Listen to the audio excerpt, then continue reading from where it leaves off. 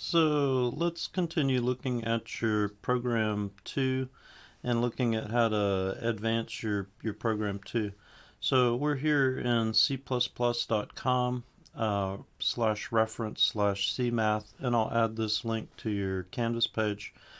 This is the library cmath that we'll add as an include file, and this contains all these different functions. So it contains the trig functions here, the hyperbolic functions here, exponential and log functions, power. You're probably not going to use error and gamma, but it has that in there. A few functions for rounding off and truncating, manipulating numbers, and then it also has some absolute value functions in here. So let's look at doing a couple different possibilities with your program where you might need to use some of these functions from cmath. So here's our example program that we talked about earlier. This one's in on your Canvas page, and again, this just has a user or programmer defined function here, and then it has a main that just collects some values and then passes the values to the function. The function's going to do the calculation here, and then it prints it out. So let's run it real quick, and then we'll make some changes to it.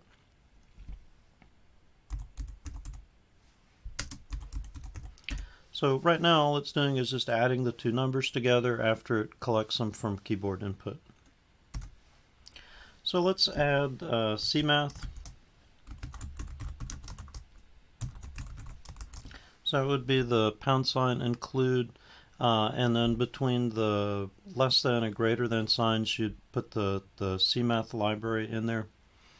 And let's change our function. So let's have it to where we're going to calculate the magnitude of a velocity from the x and the y components.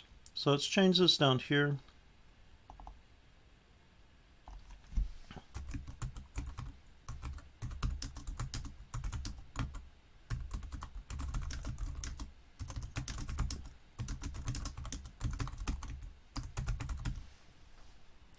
And so we'll need to change this input. So please enter the values for the, let's say, Vx. That would be our x component of the velocity, and our Vy.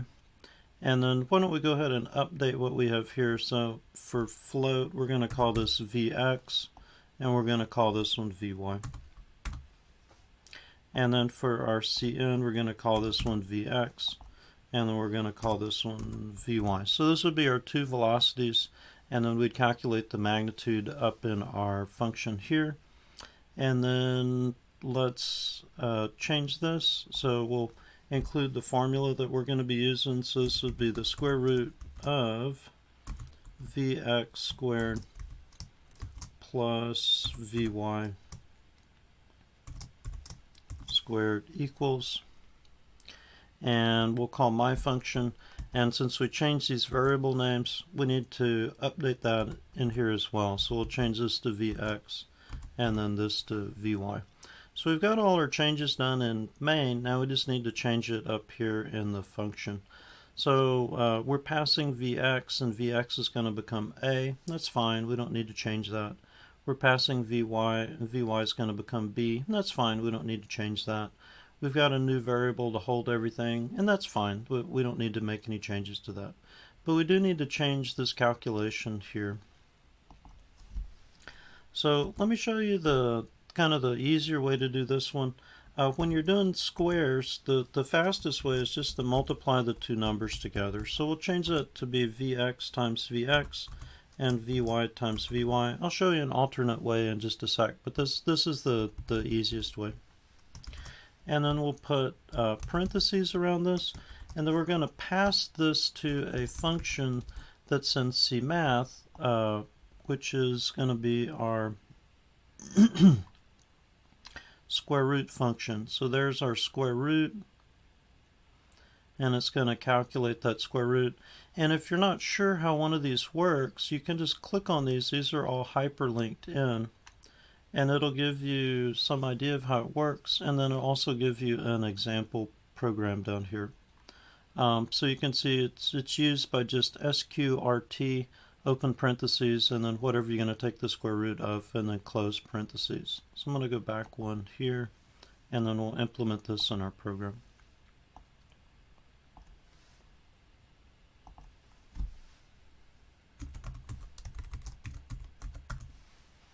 I'm going to scope it back to standard.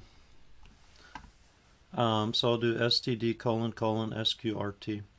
And so then that should return C. So let's give it a shot. And we have that Vx is not declared in this scope. So let's see what is going on with that, because we declared Vx and Vy down here, but keep in mind these two functions are completely separate. So this function starts with this curvy brace, this function ends with this curvy brace in main, this function starts with this curvy brace, ends with this curvy brace, and then you have the additional declarations that you made in the function name. So this function has no idea what Vx and Vy are. So when we sent it Vx, Vx got stored in the variable a. So we need to go through and change this to be a. So I wanted to show you this because this is a fairly common mistake when you're first getting started in C++. So I wanted you to see kind of what it looks like, what the error message was, that a variable was not declared in the scope. That means that your function just doesn't know what that variable was. And then let's fix it and then try and run it again. Okay, so let's do 10 and 12. And so the value that it's reporting is 15.625. And let's just double check that on the calculator. So it'd be 10 squared would be 100, plus 12 squared would be 144. Get an equals, so it'd be 244. Square root of 244 would sure enough be the 15.6205. So it looks like we're in good shape there. I kind of don't like that I lost my equal sign, so let me go back and add that. And let's try and run it again. And it looks good. So it's giving me the function and it's giving me the result. So let's take a look at the alternate way to do powers. So if we look back at this library, we do have this function pow that'll raise to a power. So let's see how this is used. So you put in the number that you want to raise, or the variable that you want to raise to a power, and then a comma, and then the power that you want to raise that value to. This is going to make our code quite a bit more cumbersome. That's why I said it's really easiest if you're doing a square or even a cube just to multiply the number by itself. But let's look and see what this would look like. So we'll do pow, and then it would be a comma 2. That would raise a to the second power. And then this would be pow, and this would be b comma 2. So that would raise b to the second power. Let's run it and see if we get the same result. Let's see. Oh, and I'm missing a close parentheses there. That's another really common error. You notice that this one, it gave me a pretty good description. It says expected a close parentheses before the semicolon token.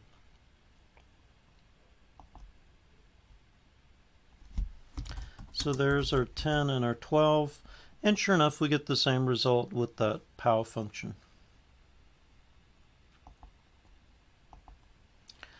Why don't we look at something where we're using a trigonometric function. So let's change our formula down here, and why don't we calculate a times sine of, I'm just going to use a w, but let's say it's an omega times time.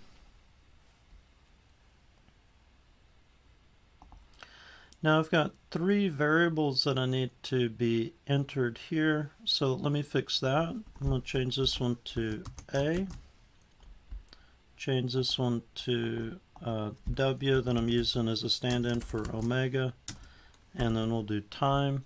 I need to update what I'm prompting the user for.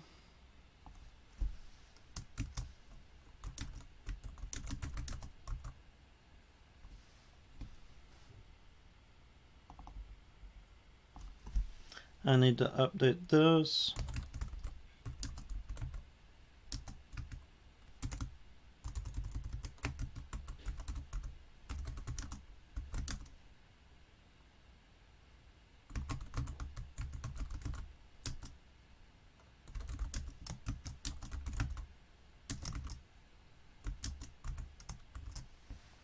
And then I kind of need to give the user some info on the units.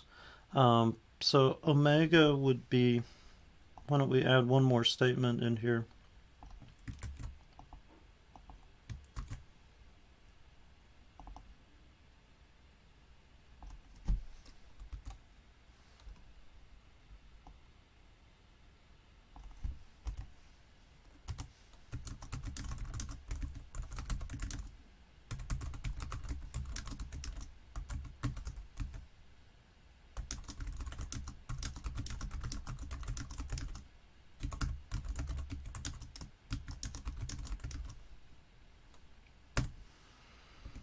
So now we've told the user what kind of units we're going to get. We've got our variables updated here. We just need to make sure that we have all those variables declared. So let's change it here. So A, W, and then let's add to that the T. And then when we call my function, now we need to pass it all three values.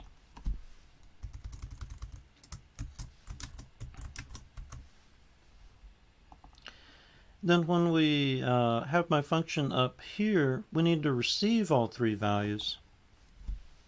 We've already used C, so let's do float A, B, C, we'll do D.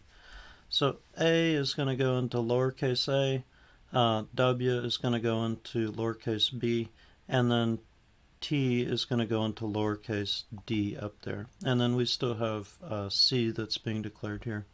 So now let's change the value that we have here, and let's add that trig function in here. So let's go back to our library, and we're using sines. Let's make sure we understand how sines being used. Okay, so our angle is going to be in radians, and then we just use it by doing the sine, and then we include whatever we need to include in there. Notice that your calculation can already be in the sine. Now, our units are already in radians, so in this example, they did a value in degrees. They multiplied by a constant pi, or a defined pi, and then divided by 180. We don't need to do that because we're already in the correct unit. So let's go in here and fix this. So this would be our capital A. Capital A got put in lowercase a, so this would be A times, there's our sine function. And then what would go in the sine function would be our omega, which we're using W for that, which got transferred over to B, and then T, which got stored in D.